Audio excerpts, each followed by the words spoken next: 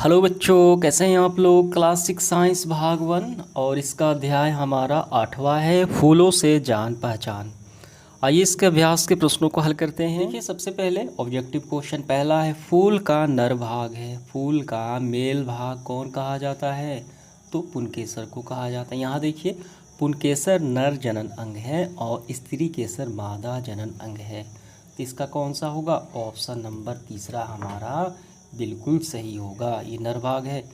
इसके बाद दूसरा, फूल का मादा भाग है, तो हमने अभी देखा स्त्री केसर मादा भाग कहा जाता है। तीसरा देखिए, ऐसा फूल जिसमें केवल पुंकेसर होता है यानी मेल भाग होता है, स्त्री केसर नहीं होता, तो क्या कहलाता है, तो ऐसे फूल को नर भाग फूल कहा जाता है।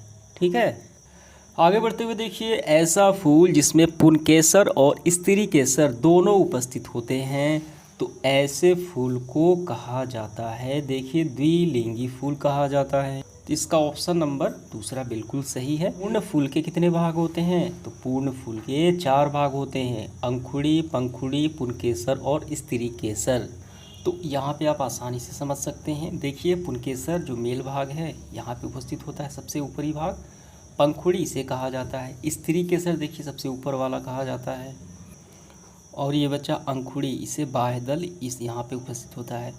तो ये 4 मिलके बनाते हैं पुष्प के अंग, हो गए पूर्ण। तो इसका ऑप्शन नंबर सी बिल्कुल सही होगा। अगला देखिए, निम्नलिखित कथनों पर सही या गलत का निशान हमें लगाना है। देखिए क्या है, पहला, सभी द्विलिंगी फूल पूर्ण फूल होते हैं।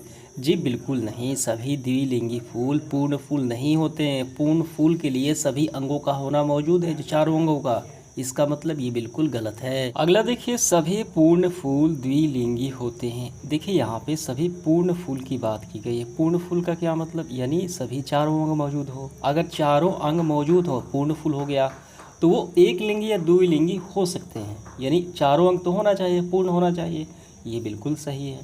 अगला है, फूलों की अंकुड़ियाँ आपस में जुड़ी हो, तो पंखुड़ियाँ भी आपस में जुड़ी होती है।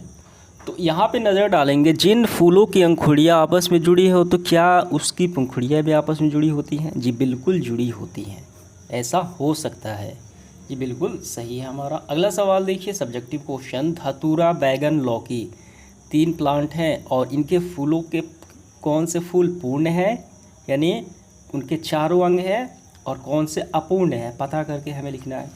देखिए, हमने अभी यहाँ पे देखा पूर्ण फूल किसे कहा जाता है, यहाँ पे दी गई है, ये आंकड़े आपको अच्छे से पढ़ लेने। देखिए, पूर्ण फूल में क्या होता है, अंकुड़ी, पंखुड़ी, पुंकेसर, स्त्री केसर उपस्थित हो तो पूर्ण फूल हो गया, और ये अंग उपस्थित नहीं हो तो अपूर्ण फूल हो गया।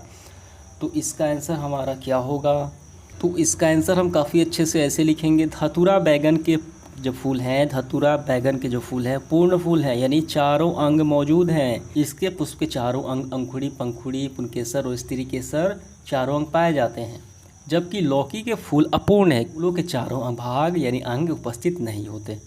तो इसका आंसर हमारा कंप्लीट हुआ। अब इसके बाद देखिए, अगला सवाल जो है, क्या आपने पीपल, बरगद या गूलर के फूल देखे हैं, यदि नहीं देखें तो उनके फूल खोजें। देखिए, ये कार्यकलाप है, एक्सपेरिमेंट वाला है, ये आपको अपने से करना है। तो इस तरीके से हमारा सेशन समाप्त हुआ। धन्यवाद।